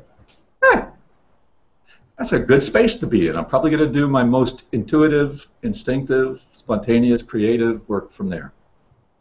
So having said that, I was talking to somebody yesterday, and I said I took the weekend off, and it was the first time in months that I've taken the weekend off. And my wife and I did things on Saturday and Sunday. We just had fun. And she said, so how did that feel? And I thought, you know, I wasn't anxious. I wasn't worried. I wasn't concerned about work. It just felt right. You know, and it was almost like I couldn't put a label on it because it just felt right. And boy, you just named something so powerful. If you remember, I think I didn't finish. There are two modes of processing of the human mind.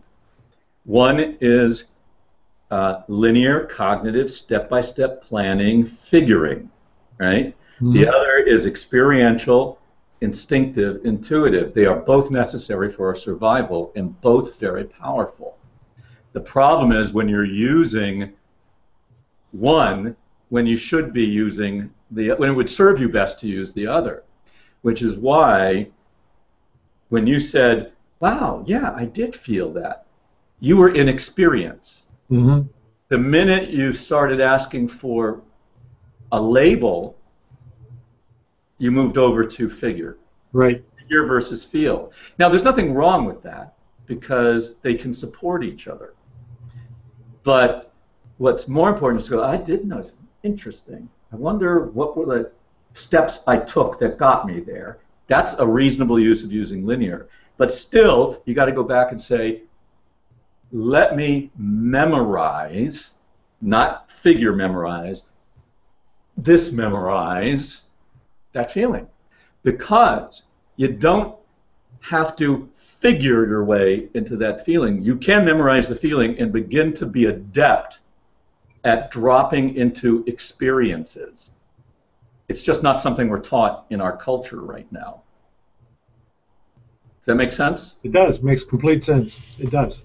So let's see. I think we're out of questions. People have been very appreciative of what you've said so far. I'm going to ask you a question. Yeah. This is kind of the Alex Mendosian approach. If I wanted to come work with you one-on-one, let's go to the top of your funnel.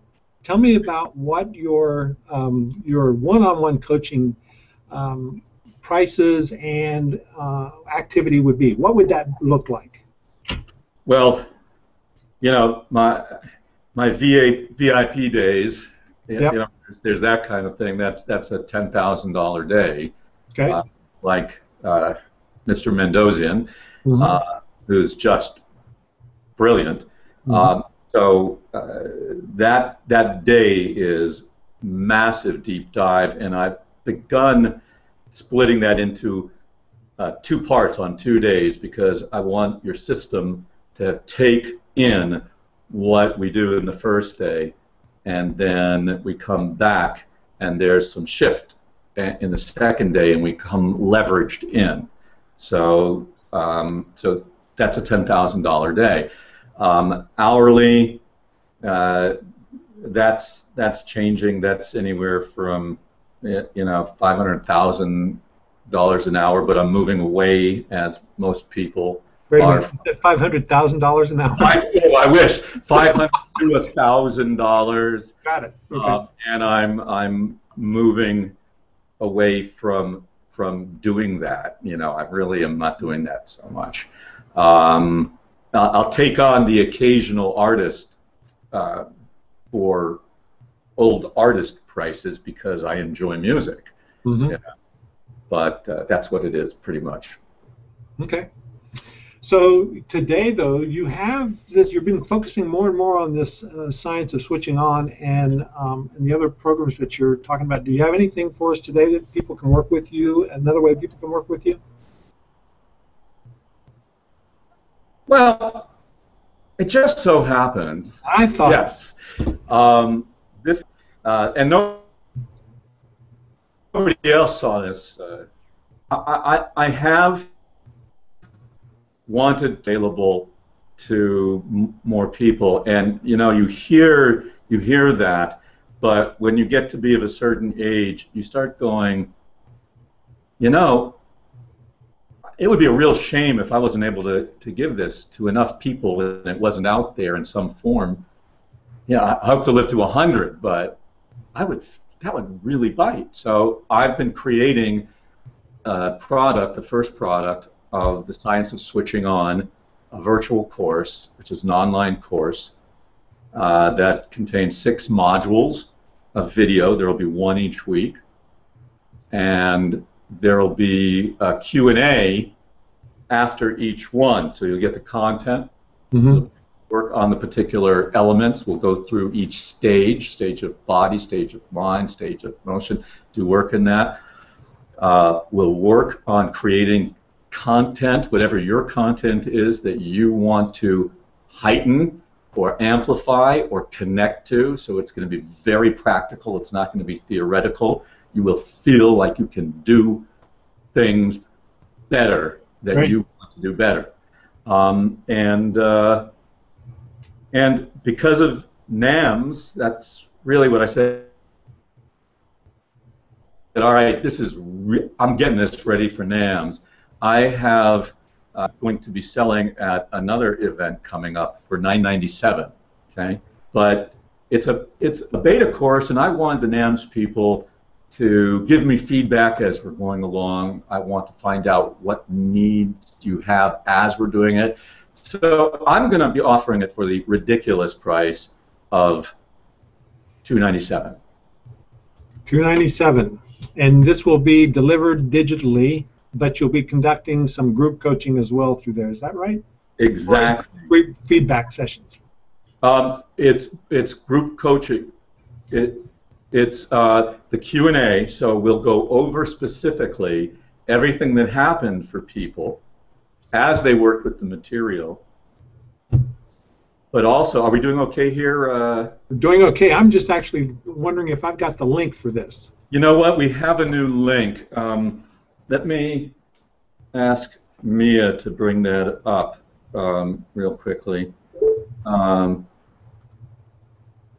So, you know, she's in the other room.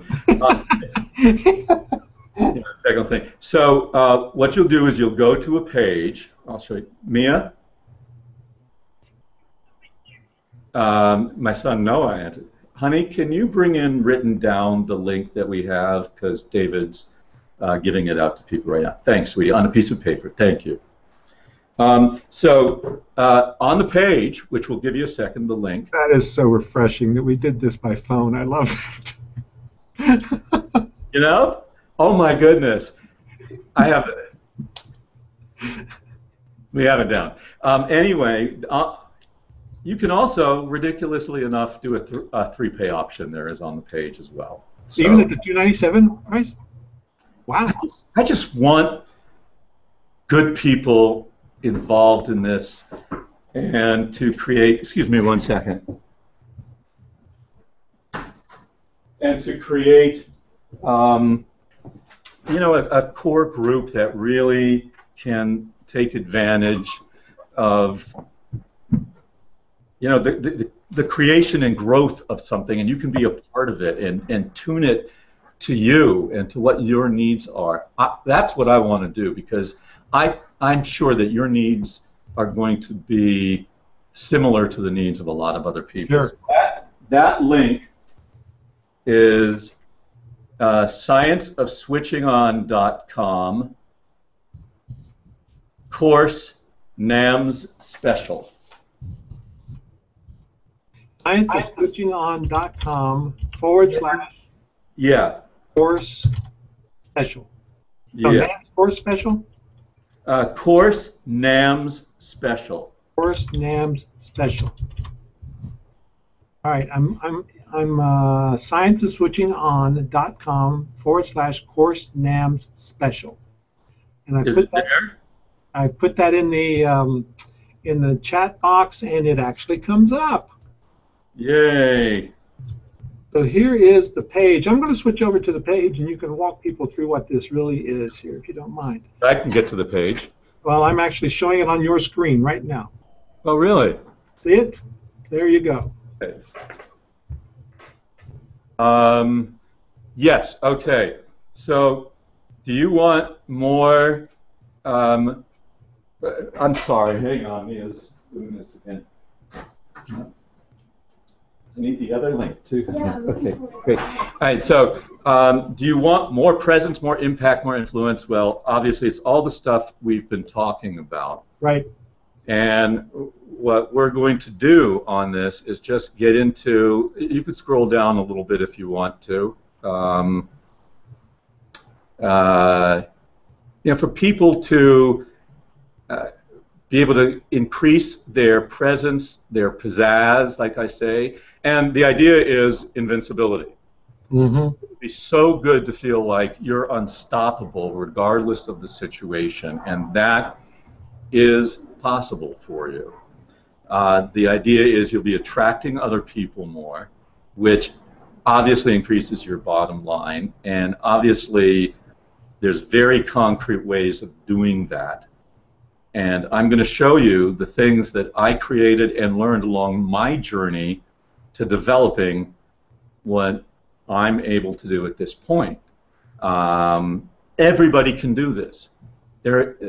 Every single person I've ever worked with has ultimately felt empowered and confident, and people who had massive stage fright to people who thought they were pretty dang good but had no clue where the next zone was, where the next level was. So trust is huge in this when you're able to really care and really be truthful. Trust is important. Thank you, honey. And you do have loyalty. And we all know what it's like to have loyal fans, and David, you're certainly an expert at creating that. But everybody should just read the page and take a look at what it is. And at the bottom, oh, here's the bonus Q&A calls. But you'll also get, I'm creating a lot of new handouts all the time because I'm taking so much of what I've just taught people over the years and making really concrete. My mission is to make really concrete, step-by-step processes for how you can do this. And if you say, well, I tried that, but I ran into this problem, that's why the 6 weeks is so powerful, because I'm very, very committed to the success of the people I work with. And when you reflect to me whatever problems you're having, I'm going to get in there and work with you and solve them. And I confidently can say that. And you know what? It's a money-back guarantee. And I'd really honor that because I just know that I can make a huge difference in how you feel in the situations that are really critical for your business. Okay. And good news is it flows over into the rest of your existence as well. It this is a life kind of course to me. I love what you're teaching, and I love that you come from the perspective of improving your life and focusing on who you are first. So, I'm already into this, so I'm there. I'll be in this course myself. Awesome. So, we have a couple of questions from people about the course. One is the Q&A via Skype or another? What technology will you be using to do the Q&A? I'll either be using, something that I've started using a lot right now is Zoom, which is great. I may move to what we're doing here, but I like to have the ability to have as many people on screen as possible. Right. We want to be.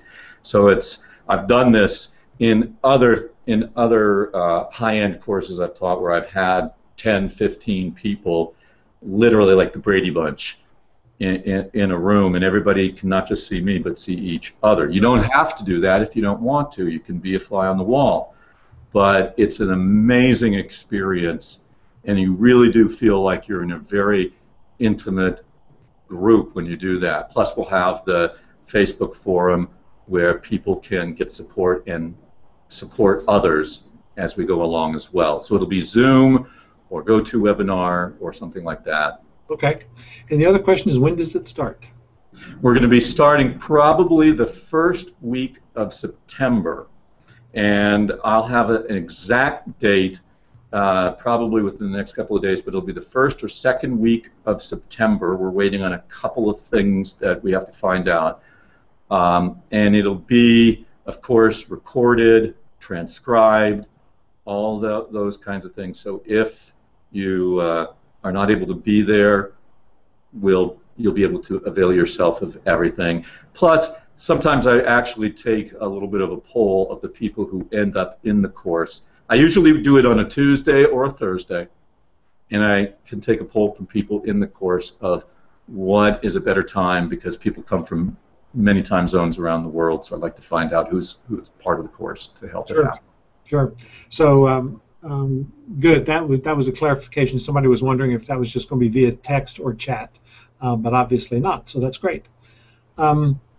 You know, and I see here on the page, I'm going to go back to the page for a second, because I see here that you have the 3-pay system in, and it looks like it's probably through JVZoo. Is that correct? No. It's an Infusionsoft form. Got it. Okay. So you've got 3 payments, and the first payment is $106.92, correct? Yes. Okay. Is it 3 payments of that? Yes. Okay. And so once they take it, though, they have access to this for life, so they can always go back and listen to all the recordings and all of the special Q&As that you do. Is there any ongoing Q&A that follows up to this?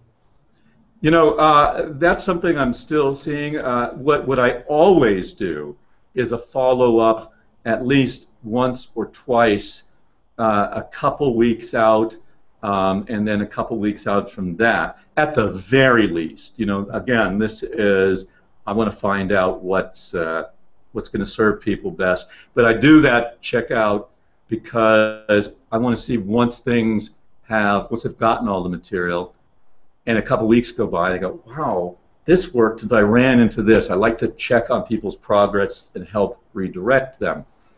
But I'm saying 6 weeks, but it's entirely possible I'm just going to have to extend that for some more material coming out, because I watched you work at NAMS, and 4 hours came and went, and you weren't done. You wanted more. So it's been part of the challenge for me, is to condense. But I've got it wired now, so you know I'll be giving everybody the cherries. You know. All right. Well, and it wasn't so much condensing as much as it was you just have that kind of delivery heart. So, you know, we really appreciate you doing that. And I can't tell, you're one of my favorite teachers now because you come from the heart, and I really appreciate that. Honored. So, Stephen, I think you've over-delivered once again today, and I really appreciate you being here to do this with us. Thank you. Now, did you want to hear about that other thing? There's a way that they can get. Oh yes, there is something else. I mean, I don't know if anybody would like a course for free, but there's a way that can happen. Do you think I should talk about that? I think you should talk about that. Okay. All right. If you go to scienceofswitchingon.com /30X NAMS offer 30 letter X. Okay, hold on. Start over. Okay. Scienceofswitchingon.com /30X NAMS offer. Is that all lowercase? Yes. 30X NAMS offer. Okay, just one second.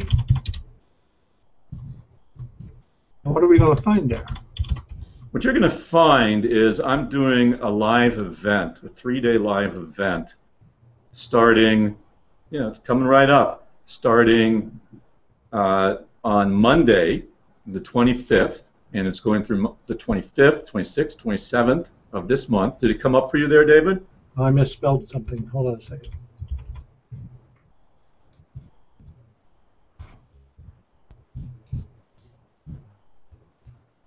Yes. No. It's scienceofswitchingon.com/30x NAMS offer. Correct.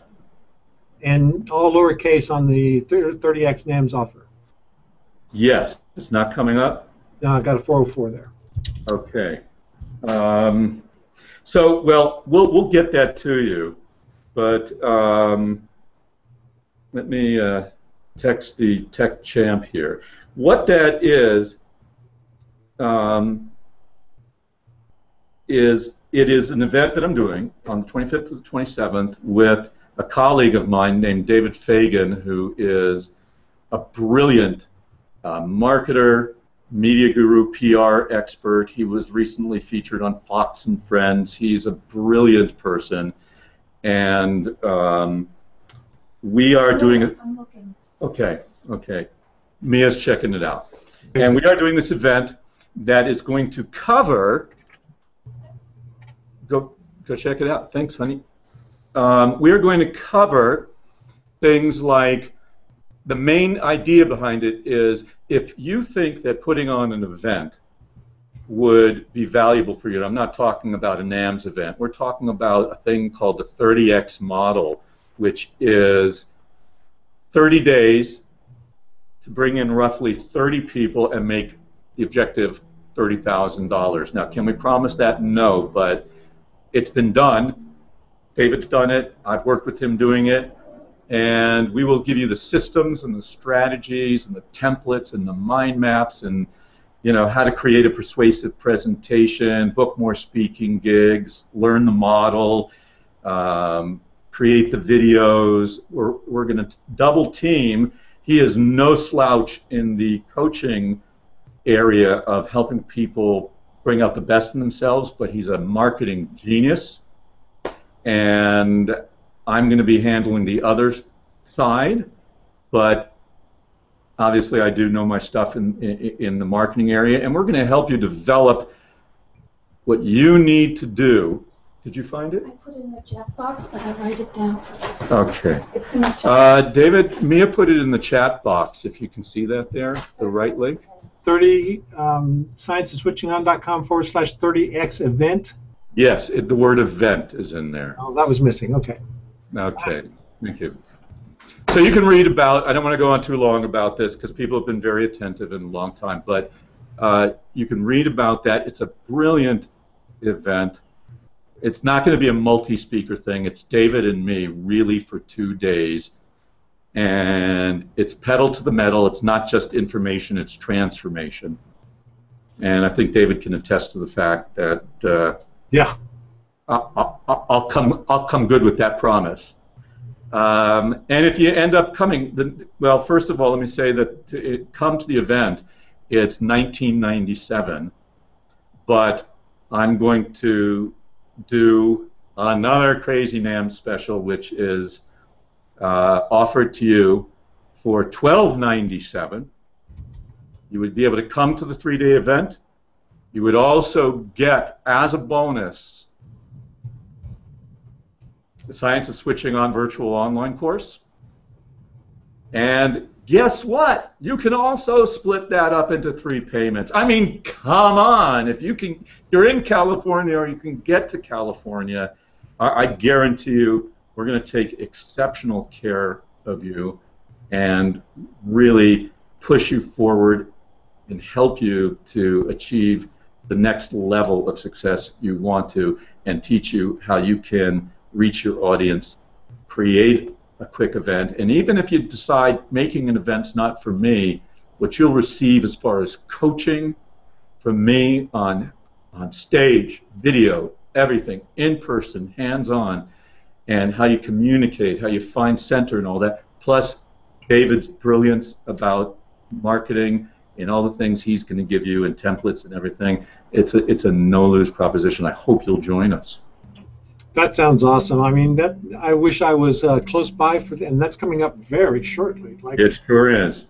We're at the Marriott Hotel by the airport in LAX, and we'll give you all the details. And if you have any questions, feel free to email Mia at mia@stephenmemel.com, mia@stephenmemel.com.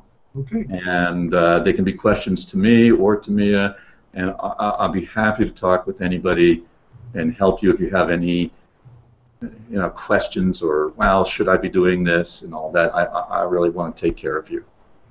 We really appreciate you being here again and offering that. And you've got a lot of raving fans now from the NAMS community. So, by the way, I haven't even mentioned you are going to be keynoting at the next NAMS in March. So, I'm really excited about that. I know we've talked about that, and I'm looking forward to having you on our big stage at NAMS. So, thank you for agreeing to that, Stephen.